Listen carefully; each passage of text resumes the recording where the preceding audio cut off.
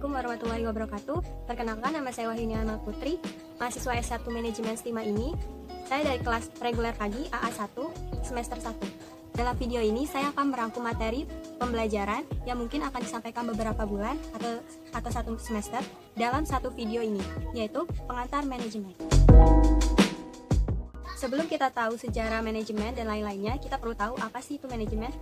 Manajemen adalah proses koordinasi kegiatan-kegiatan kerja sehingga pekerjaan dapat terselesaikan dengan efektif dan efisien.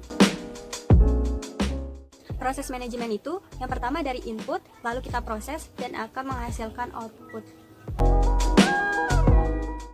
Strategi manajemen biasanya ada 4: planning, organizing, actuating, dan controlling. Apa sih itu planning? Planning adalah suatu rencana yang ingin kita tuju.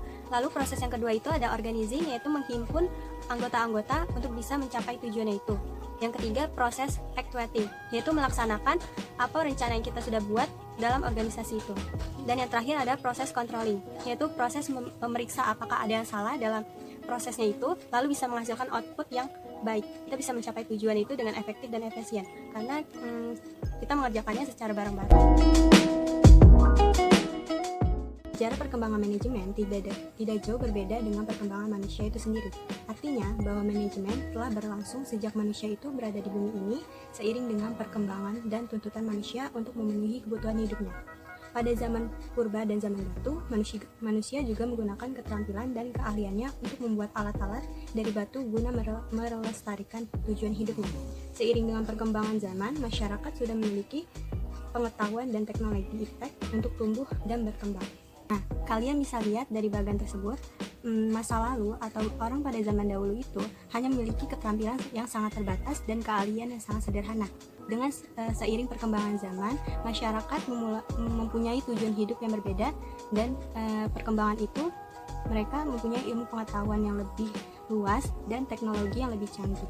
Seperti sekarang ini. Evolusi teori manajemen dibagi menjadi dua, yaitu teori manajemen ilmiah dan teori manajemen klasik. Apa sih teori manajemen ilmiah? Menurut Robert Owen, dalam teori manusia sebagai kunci keberhasilan suatu perusahaan. Robert Owen merintis manajemen ilmiah karena beliau digerakkan oleh kenyataan kondisi dan persyaratan kerja yang tidak memadai. Maksudnya, mereka mempekerjakan anak-anak di bawah usia 5 tahun pada saat itu sudah sangat umum terjadi, dan pekerjaan sehari bisa sampai 13 jam. Yang kedua, menurut Frederick Whittyler, dari penelitian F. Whittyler tentang studi waktu kerja, time and motion student, Taylor menekankan bahwa waktu penyelesaian dapat ditoleransi dengan upah yang diterima. Metode pendekatan ini disebut sistem upah diferensiasi. Sistem upah diferensiasi itu semakin cepat atau tinggi prestasi kerja dalam menyelesaikan pekerjaannya, akan semakin tinggi upah yang diterimanya. Dan yang terakhir, menurut Harrington Emerson, beliau melihat bahwa penyakit yang mengganggu sistem manajemen dalam industri ialah pemborosan dan inefisiensi. Selanjutnya ada teori manajemen klasik. Menurut Harry Fayol, beliau seorang industriawan Prancis yang terkenal sebagai bapak manajemen operasional. Dalam bukunya yang terkenal yang berjudul Administration, Industry et General, Fayol berpendapat kegiatan manajemen perusahaan industri dibagi ke beberapa kelompok tugas, yaitu yang pertama teknikal, yaitu kegiatan produksi; kedua komersial, yaitu kegiatan membeli bahan-bahan yang dibutuhkan; ketiga finansial, yaitu kegiatan pembelanjaan; yang keempat yaitu security, yaitu kegiatan untuk menjaga keamanan; kelima akuntansi, yaitu untuk kegiatan yang terdiri dari mencatat, menghitung, mengkalkulasi biaya yang dilaksanakan, menghitung dan menentukan keuntungan yang diperoleh, mengetahui hutang-hutang yang menjadi kewajiban, dan lain-lain. Yang terakhir, tugas manajerial, yaitu melaksanakan fungsi-fungsi yang ada dalam manajemen. Teori manajemen klasik menurut Mary Parker Fowler, beliau memberikan sumbangan pandangan prinsip-prinsip administrasi. Saat kematiannya tahun 1933, beliau dianggap sebagai salah satu wanita terpenting yang dihasilkan oleh Amerika Serikat dalam bidang sosiologi dan kewarganegaraan. Menurutnya, kelompok atau organisasi dianggap sebagai suatu komunitas tempat manajer dan karyawan bekerja secara harmonis tanpa salah satu pihak menguasai pihak yang lain, serta mampu menyelesaikan segala perbedaan dan pertentangan yang ada melalui suatu diskusi. Ada satu studi yang bernama studi Hawthorne. Studi ini dilakukan oleh sebuah kelompok yang dipimpin oleh Elton Mayo. Mereka meneliti lebih lanjut tentang efek kelelahan karyawan terhadap output yang dihasilkan. Mereka meneliti waktu kerja karyawan yang terdiri dari waktu istirahat, waktu kerja harian, waktu kerja mingguan mereka dibuat variasi, kemudian hasil kerja mereka diukur secara teratur. Nah, dalam penelitian ini, para peneliti tidak berhasil menemukan hubungan langsung antara perubahan kondisi kerja secara fisik dengan output yang mereka hasilkan. Mayo dan rekan-rekannya menyimpulkan bahwa kondisi sosial baru yang diciptakan bagi pekerja di ruang tes mempunyai peranan besar dalam peningkatan produktivitas.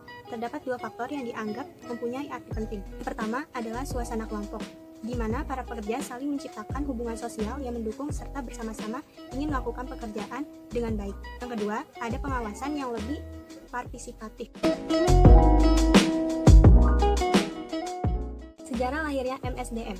Apa sih MSDM? MSDM adalah Manajemen Sumber Daya Manusia.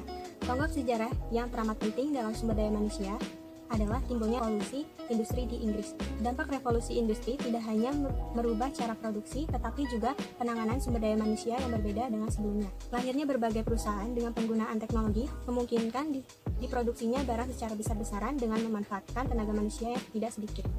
Perusahaan memulai memikirkan gaji, penempatan, perlakuan terhadap karyawan, termasuk kesejahteraannya. Akhirnya, saat itu dibentuk apa yang disebut Sekretaris Kesejahteraan. Menurut Hasibuan, tugas utama Sekretaris Kesejahteraan tersebut adalah memikirkan cara perumusan kebutuhan ekonomi para pekerja dan mencegah para pekerja jangan sampai membentuk serikat pekerja. Lanjut ke pengertian Manajemen Sumber Daya Manusia, MSDM. MSDM dapat dipahami sebagai suatu proses dalam organisasi serta dapat pula diartikan sebagai suatu kebijakan atau policy. Sumber daya meliputi modal atau uang, teknologi untuk menunjang proses produksi, metode atau strategi yang digunakan untuk beroperasi, dan sumber daya manusia (SDM) adalah elemen yang paling penting dari sumber daya lainnya. Menurut Chusway, MSDM sebagai part of the process that help the organization achieve its objective, yang dapat diterjemahkan sebagai bagian dari proses yang membantu organisasi mencapai suatu tujuannya. Sedangkan menurut Schuller, Dowling, Smart, and Huber, MSDM merupakan pengakuan tentang pentingnya tenaga kerja organisasi sebagai SDM yang sangat penting dalam memberi kontribusi bagi tujuan organisasi, dan penggunaan beberapa fungsi dan kegiatan untuk memastikan SDM tersebut digunakan secara efektif dan adil bagi kepentingan individu, organisasi, dan masyarakat. Sedangkan menurut Stoner, MSDM meliputi penggunaan sumber daya manusia secara produktif dalam mencapai tujuan organisasi dan pemuasan kebutuhan pekerja secara individu. Stoner menambahkan bahwa karena berupaya mengintegrasikan kepentingan organisasi dan pekerjaannya, maka MSDM lebih dari sekedar seperangkat kegiatan yang berkaitan dengan koordinasi sumber daya manusia. Fungsi MSDM, terdapat 5 fungsi utama MSDM, yaitu perencanaan untuk kebutuhan MSDM, yang kedua staffing sesuai dengan kebutuhan organisasi, ketiga penilaian kinerja, keempat perbaikan kualitas pekerja dan lingkungan kerja, kelima pencapaian efektivitas hubungan kerja. Tujuan MSDM menurut Schuller, MSDM memiliki 3 tujuan utama, yaitu memperbaiki tingkat produktivitas, kedua memperbaiki kualitas kehidupan kerja, ketiga meyakinkan bahwa organisasi telah memenuhi aspek-aspek. Dan menurut Chusway, tujuan MSDM meliputi membantu dalam pengembangan arah keseluruhan organisasi dan strategi, khususnya yang berkaitan dengan implikasi SDM. Yang kedua, memberi dukungan dan kondisi yang akan membantu manajerial lini mencapai tujuannya. Yang ketiga, menyediakan media komunikasi antara pekerja dan manajemen organisasi. Organisasi merupakan suatu sistem yang terdiri dari bagian-bagian yang saling berkaitan satu sama lainnya dalam melakukan aktivitasnya. Aktivitas ini bukan merupakan suatu kegiatan temporer atau sesaat saja, akan tetapi berupa kegiatan yang memiliki pola atau urutan-urutan yang dilakukan secara relatif teratur dan berulang-ulang. Menurut Handoko, organisasi sebagai proses perencanaan yang meliputi penyusunan, pengembangan, dan pemeliharaan suatu struktur hubungan kerja dari orang-orang dalam suatu kelompok kerja untuk mencapai tujuan. Artinya, organisasi juga merupakan kumpulan dari peranan, hubungan, dan tanggung jawab yang jelas dan tetap. Menurut Anthony, organisasi merupakan suatu kelompok manusia yang berinteraksi melakukan berbagai kegiatan secara koordinasi untuk mencapai tujuan, di mana pada dasarnya bahwa individu tidak dapat mencapai tujuannya secara sendiri-sendiri. Dari pendapatnya Handoko dan Anthony, kita bisa menyimpulkan bahwa organisasi adalah sekumpulan orang atau suatu kelompok yang ingin mencapai suatu tujuan melalui berbagai proses, yaitu pertama itu ada perencanaan, dia merencanakan dulu sesuatu apa yang ingin dia tuju. Yang kedua adalah dia membuat organisasi atau controlling. Yang ketiga actuating, yaitu melaksanakan rencana yang dia buat. Dan terakhir adalah proses controlling, yaitu memeriksa apakah ada kesalahan dan baru bisa mencapai suatu tujuan itu. Organisasi dibentuk untuk menyelesaikan suatu masalah yang tidak dapat diselesaikan oleh perorangan. Yang kedua, adanya maksud untuk bekerja sama. Yang ketiga, adanya pengatur hubungan. Yang keempat, adanya tujuan yang hendak ingin dicapai. Dengan demikian, organisasi tidak akan terlepas dari lingkungan di mana organisasi itu berada dan manusianya merupakan pusat dari organisasi itu sendiri. Menurut Handoko adalah kemampuan yang dipunyai seseorang untuk mempengaruhi orang lain agar bekerja mencapai tujuan dan sasaran. Menurut Duff, kepemimpinan didefinisikan sebagai kemampuan mempengaruhi orang lain yang mengarah pada pencapaian tujuan. Menurut Yukel, beliau mengatakan bahwa leadership atau kepemimpinan adalah proses di mana seseorang individu mempengaruhi anggota grup yang lainnya untuk mencapai tujuan organisasi. Sedangkan menurut Johan, beliau mendefinisikan kepemimpinan sebagai pengaruh agar pribadi individu mengusahakan pencapaian tujuan organisasi di atas tujuan yang lain dalam konteks organisasional. Dari berbagai pendapat tersebut, kita bisa menyimpulkan bahwa kepemimpinan yaitu kemampuan seseorang untuk mempengaruhi orang lain agar bisa mencapai suatu tujuan atau sasaran yang ingin dia capai.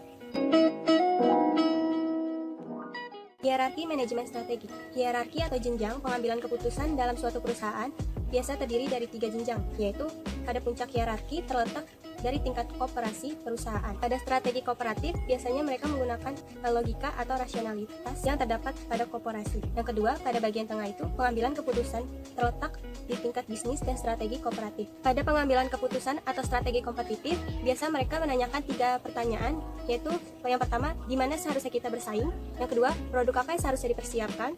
Yang ketiga, bagaimana pendapatan keunggulan kompetitif yang berdaya tahan di pasar yang telah dipilih. Dan yang bagian bawah, hierarki pengambilan keputusan strategi terletak di tingkat fungsional. Yang strategi fungsional yaitu berkaitan dengan interpretasi peran dari fungsi atau departemen dalam penerapan strategi kompetitif. Terbagi menjadi 5 tahap. Yang pertama, analisis lingkungan. Yang kedua, penetapan misi dan tujuan. Ketiga, perumusan strategi. Keempat, pilihan dan penerapan strategi. Kelima, evaluasi dan pengendalian strategi. Ada beberapa tujuan jenis-jenis pedoman organisasi. Yang pertama ada profitabilitas, yang kedua produktivitas, yang ketiga posisi bersaing, yang keempat pengembangan karyawan, yang kelima kepemimpinan teknologi, yang keenam tanggung jawab sosial. Motivasi sering diartikan sebagai dorongan, yang artinya tenaga yang menggerakkan jiwa dan jasmani untuk berbuat, sehingga motif merupakan drive force seseorang untuk bertingkah laku dalam mencapai tujuan yang telah ditetapkan. Setiap orang mempunyai motif diri yang tentu berbeda-beda antara orang yang satu dengan orang yang lain. Ciri-ciri motif individu yaitu motif itu majemuk, yang kedua motif itu dapat berubah-ubah, ketiga motif berbeda antara individu, dan yang terakhir motif individu bersifat kompleks. Ada beberapa macam teori-teori motivasi, diantaranya adalah 1.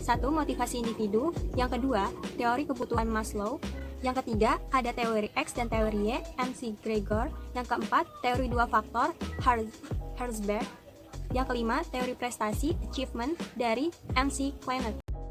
Mungkin segitu saja ringkasan yang bisa saya sampaikan. Semoga bermanfaat. Terima kasih. Wassalamualaikum warahmatullahi wabarakatuh.